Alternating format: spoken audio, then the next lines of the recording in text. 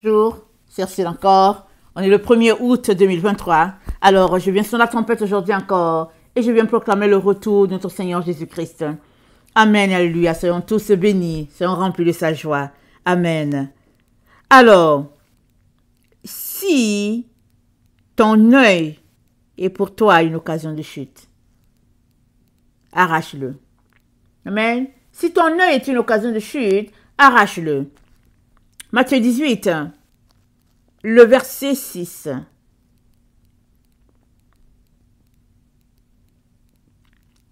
Mais si quelqu'un scandalisait un de ces petits qui croit en moi, il vaudrait mieux pour lui qu'on suspendît à son cou une meule de moulin et qu'on le jetât au fond de la mer. Malheur au monde à cause des scandales, car il est nécessaire qu'il en arrive. Car il est nécessaire qu'il arrive des scandales. Mais malheur à l'homme par qui le scandale arrive. Si ta main ou ton pied est pour toi une occasion de chute, coupe-les et jette-les loin de toi. Mieux vaut pour toi entrer dans la vie boiteux ou manchot que d'avoir 2 pieds ou 2 mains et d'être jeté dans le feu éternel. Et si ton œil est pour toi une occasion de chute, arrache-le et jette-le loin de toi. Mieux vaut pour toi entrer dans la vie n'ayant qu'un œil que d'avoir 2 yeux et d'être jeté dans le feu de la géhenne. Amen. Alors Jésus-Christ donne ici des exemples sur des parties importantes du corps. Nous avons besoin des yeux pour voir et puis pour marcher. Nous avons besoin des pieds pour nous déplacer. Nous avons besoin des mains, amen, pour travailler. Alors, il prend ces éléments-là, les éléments très très importants, que s'il manquait dans nos vies, il y aurait un handicap. Et il prend cela pour nous dire, au lieu de les avoir et de finir loin de Dieu, c'est mieux de ne pas les avoir. De quoi parle-t-il ici? Il parle de l'utilité de la vie. Il parle de ta mission sur la terre. Et au début, il parle des enfants et à la fin, il parle des enfants. Au verset 10, il dit, « Gardez-vous de mépriser un seul de ces petits. Car je vous dis, leur ange dans les cieux voit continuellement la face de mon Père qui est dans les cieux. » Donc, au début, il parle de scandale, scandaliser les petits. Au verset 10, à la fin, il parle encore de scandaliser. Mais entre les deux, il a placé les différents éléments dont un adulte peut se servir et ce qui scandaliserait un enfant, c'est-à-dire quelqu'un dans le besoin. Parce que ici, l'enfant, c'est la jeunesse, mais peut être pris comme un enfant.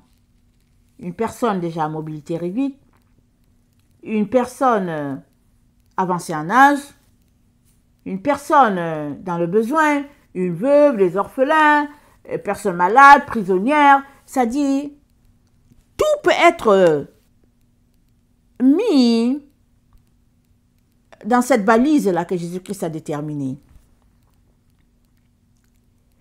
Qu'est-ce qu'il est en train de dire? Il est en train de dire que c'est scandaleux de voir un petit et ne pas se servir de ses yeux, de ses mains, de ses pieds pour trouver sa raison d'être sur la terre. Il est en train de dire qu'il a placé ces gens-là sur nos chemins pour que on puisse trouver notre raison d'être sur la terre. Souvent,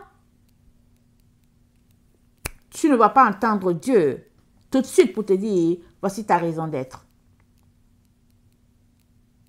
Lui-même, il te place à un endroit là où il y a un besoin. Toujours. Partout où Jésus-Christ t'a placé, il y a des besoins autour de toi. En commençant dans la famille d'où tu es sorti, il y a des besoins. Il y a le balai à passer, le linge à plier, la nourriture à préparer, les assiettes à laver. Il y a beaucoup de choses à faire. Prier pour les gens. Ça commence à la maison. Mais as-tu trouvé ta raison d'être là? Alors que tu es dans la maison avec tes parents, avec ta famille, sers-tu à quelque chose? C'est la question. Sers-tu à quelque chose? Si tu ne sers pas à quelque chose, Jésus-Christ te dit, malheur à qui le scandale va arriver? Parce que c'est scandaleux de ne servir à rien. Parce qu'il dit quoi? Il dit le paresseux n'a pas droit à la nourriture. C'est dans la Bible, c'est dans les Proverbes. À quoi sers-tu? Ton œil voit-il le besoin autour de toi? Que vois-tu? Vois-tu un enfant de 6 ans? Ou bien vois-tu un arbre plus tard avec des fleurs et des fruits? Parce que si tu vois un enfant de 6 ans qui passe son temps à courir pour jouer aux billes, tu ne feras rien. Mais si tu vois plutôt un enfant de 22 ans avec, c'est-à-dire un arbre avec des fruits, alors tu investiras dans la vie de cet enfant de 6 ans que tu vois. À quoi te sert ton œil? Jésus-Christ te dit, si ton œil ne te sert pas à voir les vraies choses, il y a un problème. C'est ça qu'il est en train de dire. À quoi te sert ton œil? À quoi te servent tes mains? Et puis tes pieds, ça te sert à quoi? Est-ce que ton œil te sert seulement à t'asseoir devant la télévision, Internet, et puis pour regarder les choses indésirables? Alors il te dit, si la lumière qui est la tienne est ténèbres, grandes sont tes ténèbres. Plusieurs ont pour lumière la télévision, Internet, les réseaux sociaux. Plusieurs ont pour lumière la sagesse de ce monde. Ce qu'ils ont appris à l'école, c'est leur lumière. Et Jésus-Christ te dit, si la lumière là, que t'a donnée, parce que l'œil, c'est la lumière du corps, il te dit que si la lumière là qu'il t'a donnée, ça ne te sert pas à trouver ta raison d'être, ta destinée, il dit, ben, c'est mieux que tu t'en débarrasses. Or, tu as besoin de la lumière pour voir. Alors, trouve ta raison d'être avec ce qu'il t'a donné. Et alors, il ajoutera, et il te donnera plus. Parce que il va te voir à l'œuvre, alors que tu es en train de t'appliquer tous les jours à ces choses-là, il va t'ajouter plus. Mais si tu es là, tu n'es pas capable de passer le balai, l'aspirateur, laver les assiettes, tu sers à quoi? C'est scandaleux. C'est scandaleux. Alors, le Seigneur a pourvu pour que tout un chacun trouve sa raison d'être sur la terre. Ne savait-il pas que Lazare était juste à côté du riche? Il le savait. Il a placé Lazare là. Et sa vie a été tracée ainsi. Jusqu'à le riche se retrouver en enfer, dans le séjour des morts. Que vois-tu avec tes yeux? Tes mains servent-elles à quelque chose? Parce que si elles ne servent à rien, Jésus-Christ dit, c'est mieux de les couper. Tes mains servent-elles à quelque chose? Vas-tu trouver une raison à tes mains? Quelque chose qu'elles peuvent faire de telle sorte que tu puisses trouver ta raison d'être là, afin que Dieu ajoute. Ou bien vas-tu juste t'asseoir là et puis comme s'il n'y avait rien à faire.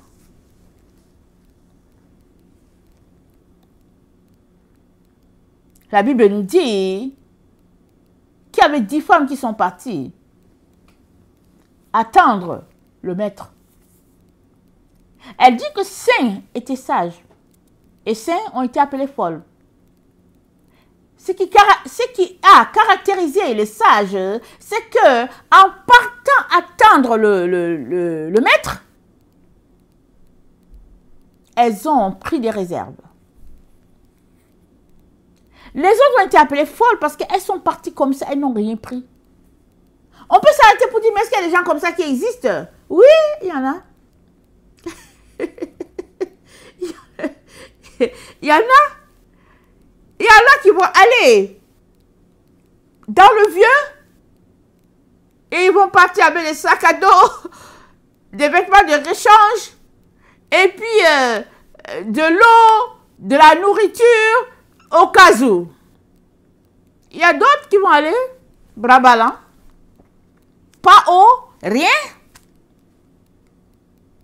Et ils arrivent, ils se disent, il y a le guichet. Ah, le guichet ne fonctionne pas.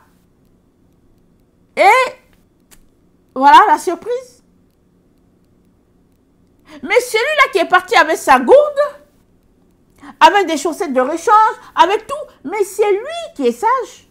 Parce que l'autre est parti bras ballants en se disant, ben, c'est juste une marche dans le quartier ancien de ma ville.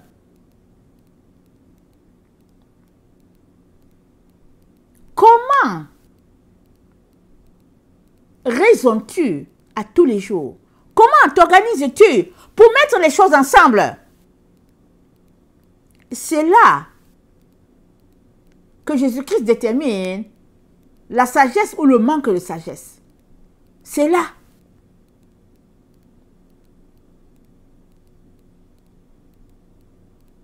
Et ceux-là qui auront fait quelque chose à tous les jours de bien, ils seront appelés sages. Et les autres, ils seront appelés insensés. Et la chose la plus grave, c'est que dans notre temps où nous nous trouvons, c'est tellement difficile de trouver le temps pour faire quelque chose. Parce que les réseaux sociaux sont venus s'ajouter pour faire croire aux gens que c'est quelque chose à faire. Internet, l'ordinateur, la télévision, toutes sortes de médias sont là. Et il y a des gens qui passent leur temps à parler. Et on les écoute et puis on rit. Alors on veut qu'ils nous parlent. Et on est là, occupé à faire des choses.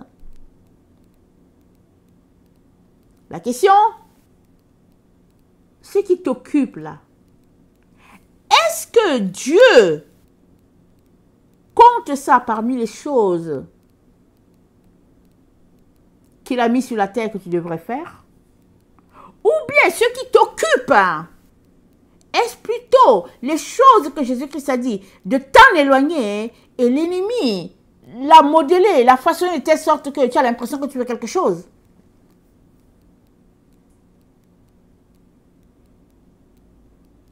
Que fais-tu de ton lever à ton coucher? Que fais-tu? En 24 heures, quelles sont tes activités? En 24 heures, comment gères-tu le temps que Dieu te donne? Pour à la fin dire que ma main a été utile, mon pied a été utile, mes yeux ont été utiles, mes oreilles ont été utiles. Que fais-tu pour mettre une note juste sur chaque minute que Jésus-Christ te donne? Parce que dans chaque minute qu'il te donne, il a mis à côté de toi un petit, une petite. Dans notre texte, ce sont les enfants. Et un enfant, il est tellement innocent. Et il est toujours dépendant. Les enfants sont tellement mignons, tellement extraordinaires. C'est tellement agréable d'être auprès des enfants. Moi, j'aime toujours être aux enfants. J'aime être à côté des enfants. On apprend toujours quelque chose avec les enfants. C'est tellement... C'est quelque chose d'avoir les enfants autour. Extraordinaire. Mais, comment les vois-tu? Vois-tu une âme à bénir? Ou bien vois-tu une âme qui dérange? Surtout quand c'est un petit garçon qui vient avec sa voiture, en train de pousser la voiture. Parce qu'il conduit la voiture, il fait du bruit. Et tu trouves que l'enfant fait du bruit, tu dis, hey, la paix, je veux la paix. Que vois-tu? Parce que ce que tu vois, amen, va bénir la personne ou bien va la priver de bénédiction et du même coup te bénir ou bien t'être attribué comme si ta main ne t'avait servi à rien, tes yeux ne t'auront servi à rien, tes pieds ne t'auront servi à rien. C'est à toi d'évaluer. On n'est pas dans les temps anciens où tu as un parent à côté et puis il va organiser ta vie. Non, on est dans un temps où chacun fait ce qu'il veut. Comme un peu dans le temps des juges. Dans le temps des juges, c'est dit, chacun faisait comme il voulait. On est dans ce temps-là sur la terre. Et surtout, il y a des gens autour pour donner des discours contraires à ce que Dieu fait. Contraire à ce que Dieu veut. Contraire à ce que Dieu attend de nous. Il y a des gens qui sont là. C'est leur travail. On les appelle les journalistes. C'est leur travail. Ils sont payés pour répandre ou bien pour éduquer la société. Ils sont payés pour ça. Il y a d'autres qui ne sont pas payés, mais ils sont journalistes pour eux-mêmes. Mais bon, les gens aiment les écouter. Mais toi, comment gères-tu ton écoute? Comment gères-tu ton temps pour ton écoute, ta vision, les choses à faire ou à ne pas faire?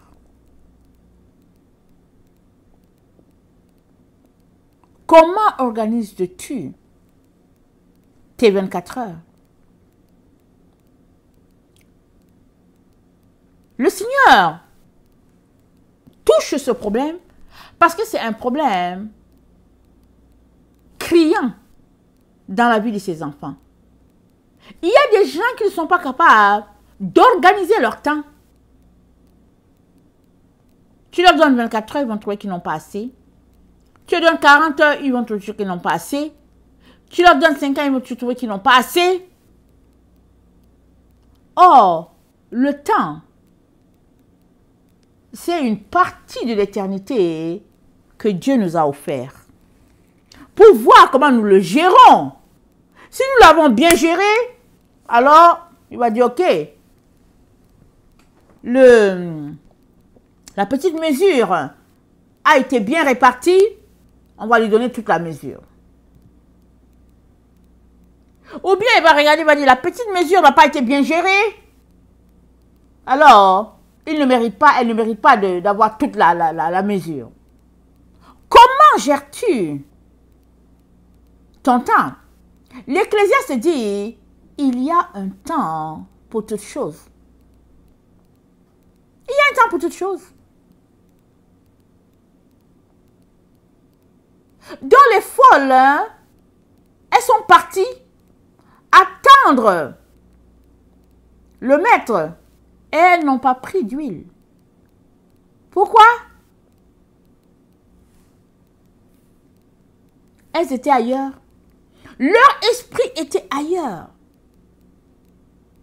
Si elles avaient évalué la donnée selon laquelle Dieu est maître du temps et des circonstances et que le temps ne leur appartient pas, elles auraient pris le temps de remplir leur lampe. Et la lampe, on la remplit quand? À tous les jours. Ce n'est pas précisé, mais c'est à tous les jours.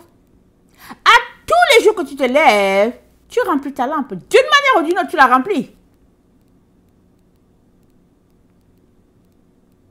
Si tu te vides, c'est du ressort de Dieu de te remplir. T'es-tu vidé dans la journée?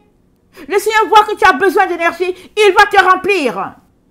Parce que tu t'es vidé pour les autres. Ne t'es-tu pas vidé parce que tu t'es prélassé sur ton hamac, ou bien tu t'es couché au niveau de ta piscine, ou bien, je ne sais pas, tu as passé le temps à arranger tes ongles, ou bien à cirer ton sol, je ne sais pas. Pas besoin que Dieu te remplisse. Tu t'es pas dépensé. Et si tu t'es dépensé à quatre pattes pour ton sol, c'est pas ça qui est important. Ce qui est important, hein, c'est les âmes qui meurent. Loin de la lumière. Ce qui est important, c'est les âmes qui vont en enfer.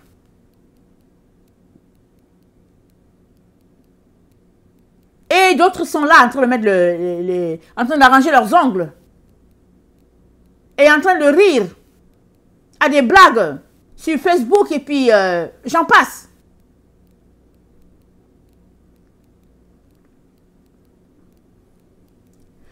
Le Seigneur Jésus-Christ a dit à Paul, Paul, il te sera dur de regimber contre les aiguillons.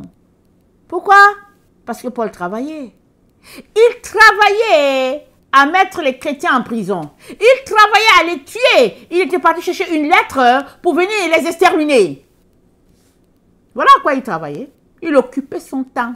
Ses mains, ses pieds, ses yeux, ses oreilles aussi. Il occupait sa personne à travailler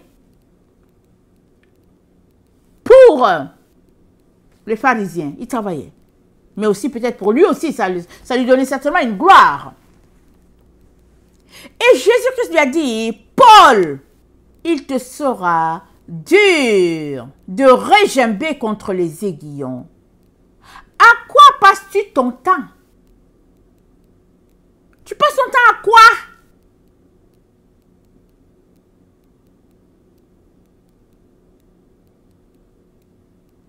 Poser des actions qui vont apporter un plus dans la vie de quelqu'un, ou bien poser des actions qui ne comptent pour rien.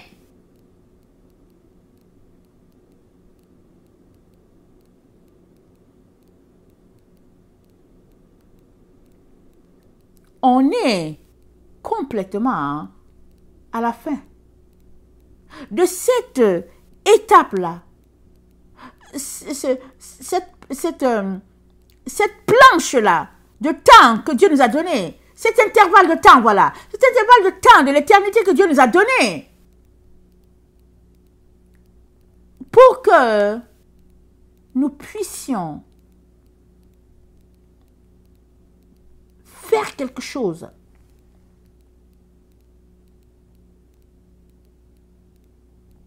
Pour le royaume. Et ce sera à notre avantage. Pas à l'avantage de Dieu. Dieu est déjà dans son royaume. Le royaume appartient à Dieu. Ça appartient à Jésus. Et Dieu veut partager sa gloire avec nous. Est-ce à lui de venir faire le travail pour toi? Est-ce à lui?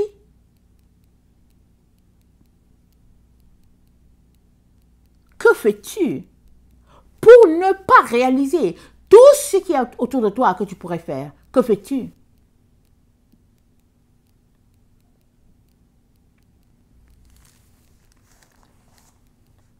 Et puis elles ont dit aux autres, donnez-nous, on dit au milieu de la nuit, on crie à voici l'époux, allez à sa rencontre. Alors les vierges se réveillèrent et préparèrent leurs lampes. Pourquoi elles l'ont préparée? Parce qu'il y a de l'huile dedans. Elles ont passé leur temps à mettre l'huile dans le réservoir. Mais les autres, elles ont aussi préparé, n'est-ce pas? Mais elles se sont rendues compte que ça s'éteignait. Elles n'avaient pas assez d'huile. C'est quoi la lampe? La lampe, c'est notre esprit. C'est notre esprit. Combien de temps passes-tu par jour à remplir ta lampe, à te nourrir, à nourrir ton esprit de lumière? Combien de temps passes-tu par jour? Ou bien passes-tu le temps devant la télévision, Internet, à ne rien faire? Et à intégrer à ta vie d'autres ténèbres? Parce qu'en toi, il y a déjà les ténèbres. Dans chaque être humain, il y a des ténèbres. Et Jésus-Christ nous a dit de faire sortir les ténèbres. Il dit ce qui souille l'homme, c'est ce qui est en dedans. Donc, sans qu'on puisse écouter quelqu'un, les ténèbres sont déjà là. Maintenant, l'ennemi a trouvé une astuce dans notre temps. C'est que les ténèbres viennent nous trouver dans nos maisons. Pire, on dort et les ténèbres parlent à nos enfants. Si les enfants n'écoutent pas, alors que les parents dorment, ils sont sur les réseaux. Voilà le temps dans lequel nous sommes. Mais, à toi de gérer ton temps de manière à ce que tu puisses faire de la lumière à ton esprit, ou bien donner de la lumière à ton esprit. C'est ça qui est de l'huile. Les réserves. Tu en as besoin. Tu en as besoin. On ne peut pas se rendre de l'autre côté sans lumière. Et la terre est l'endroit que Dieu a prévu pour que nous puissions aller chercher la lumière. Les folles savaient-elles qu'elles n'avaient pas assez de lumière? Elles n'avaient pas assez de lampes, d'huile? Le savaient-elles? Oui, elles le savaient. Elles le savaient. Parce que chacun évalue son temps à tous les jours. À tous les jours. Chaque personne est capable d'évaluer son temps. Sauf les personnes qui ont des problèmes. Amen. Il y a des personnes qui ont des problèmes, qui ont des handicaps. Mais pour les personnes qui n'ont pas ces handicaps, ils sont capables d'évaluer le temps. Mais elles se sont rendues compte. Là, quand on a crié que l'époux était là, c'est là qu'elles se sont rendues compte que elles avaient que leur lampe, comment c'est dit, elles ont dit, donnez-nous de votre huile car nos lampes s'éteignent. Les lampes se sont mises à s'éteindre. On est dans ce temps-là. On est dans ce temps-là. Le temps où tout le monde est en train d'attendre Jésus. Et qu'est-ce qui se passe? Problème dans la doctrine? Problème de fatigue? Qu'est-ce qui se passe? On est dans le temps. Et les sages disent, on ne peut pas vous donner notre huile. On n'en aurait pas assez. Alors, elles veulent arriver, les folles. Elles veulent arriver, elles veulent se rendre. À quelque part, il y a eu un manque, il y a eu une faille. Parce que c'est au début, c'est en partant, c'est avant la marche qu'on remplit la lampe. Amen. C'est avant la marche qu'on remplit les lampes d'huile, c'est avant.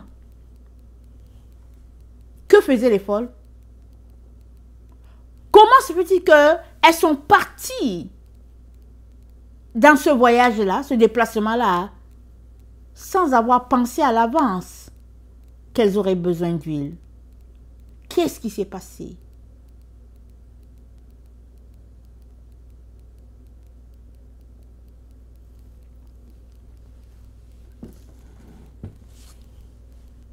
Nous avons tous été dotés de lumière par notre Dieu. Et nous devons gérer correctement ce qu'il nous a donné. C'est un trésor. Tout ce que le Seigneur nous a donné, c'est un trésor à gérer. Que ce soit le temps, que ce soit un don, peu importe ce que tu as reçu de Dieu, c'est un don et tu dois en prendre soin. Même le jeune à côté de toi, qui fait du bruit avec ses petites voitures, ses camionnettes, il est un don de Dieu. Parce que tu as besoin d'un plus petit pour pouvoir grandir. Tu as besoin d'un plus petit. Pour grandir, pour maturer, tu as besoin. Le plus petit aussi a besoin de toi, mais toi aussi tu as besoin du plus petit. Alors, Dieu, dans son grand amour, place les pauvres à côté des riches, comme il a fait avec Lazare et le riche.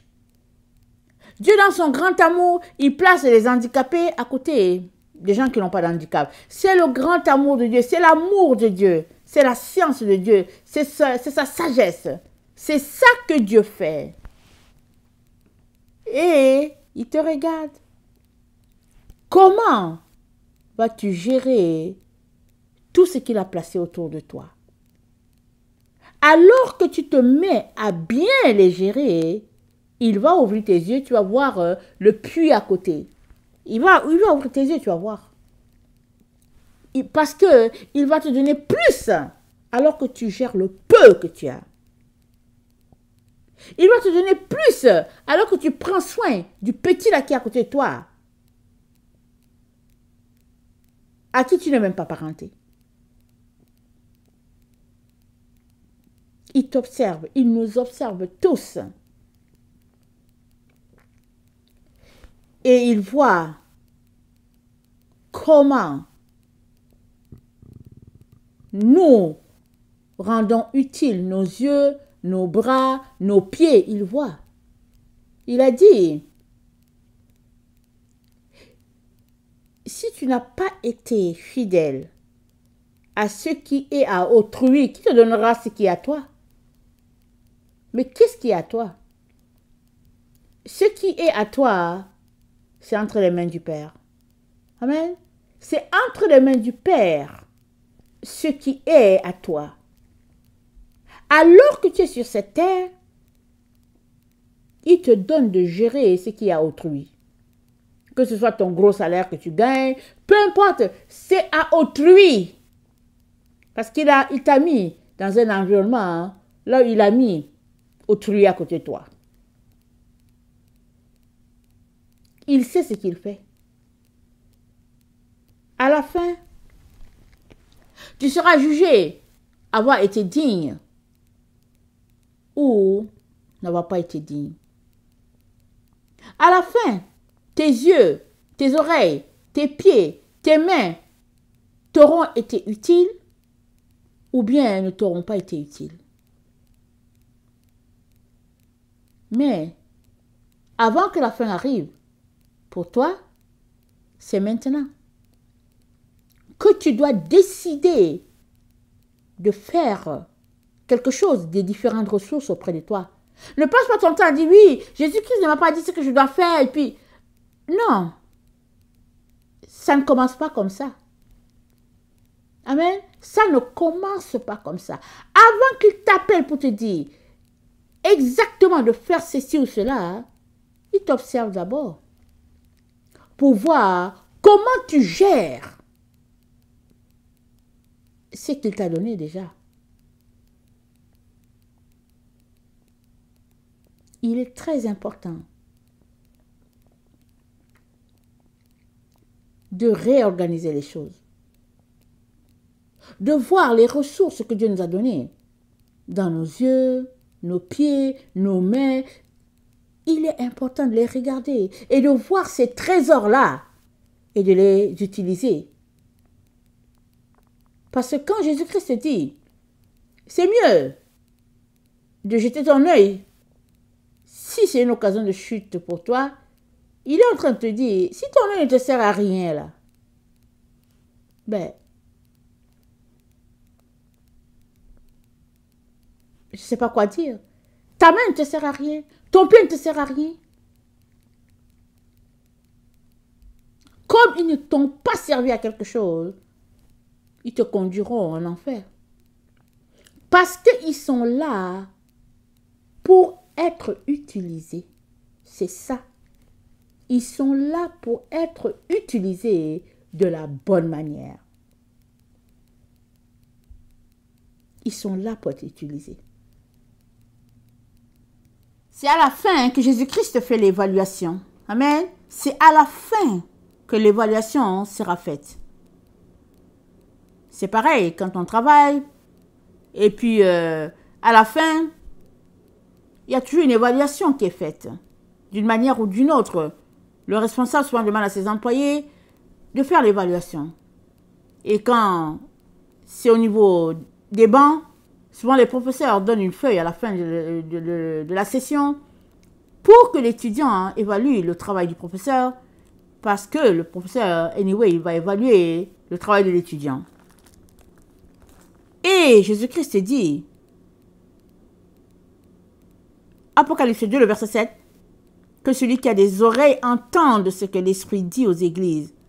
À celui qui vaincra, je donnerai à manger de l'arbre de vie qui est dans le paradis de Dieu.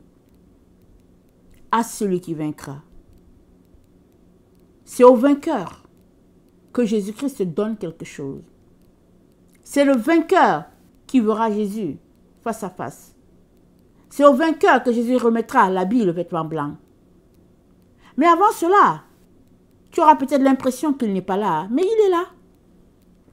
Il est là au quotidien. Comment gères-tu ton temps? Passes-tu ton temps dans les choses ténébreuses? Dans les choses qui ne servent à rien?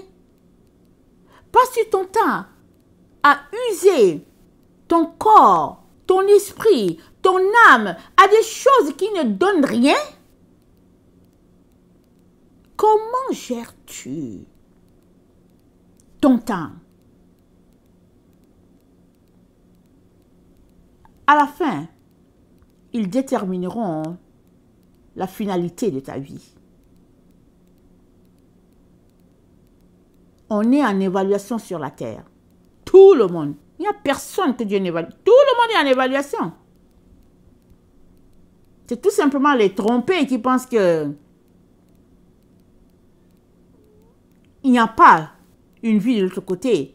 Mais tout le monde est sur la terre en évaluation. C'est l'endroit que Dieu a donné à tout être humain pour être évalué. Il est temps, plus que jamais, de se rattraper. Si tu fais partie de ceux-là qui ont gaspillé leur temps et l'énergie, si tu fais partie d'eux, rattrape-toi le plus rapidement. Repens-toi. Dieu te donnera de repartir à zéro. Il t'aidera. Mais si tu as toujours gaspillé ton temps et que tu continues de le faire, alors, à la fin, c'est là que le maître, amen, donne la correction et la note finale. C'est pourquoi il dit à celui qui vaincra. Que le Seigneur te donne d'être vainqueur. Amen et alléluia. Soyons tous bénis. Maranatha, Jésus revient. Amen.